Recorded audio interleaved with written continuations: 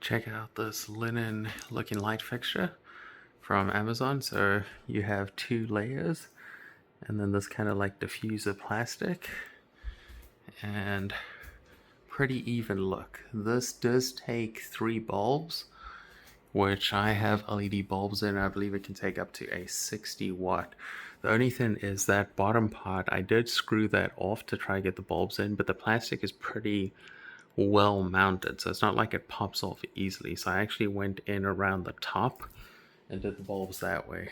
Now the light fixture itself does work well with dimmable lights, so there's no issues or anything causing flickering from the fixture, but obviously like everything else, it just depends on using good quality bulbs. Overall, I'm really happy with this fixture. It does mount just to a standard ceiling light mounting point, so there's nothing extra or different that you have to do. It will work with a standard mounting point.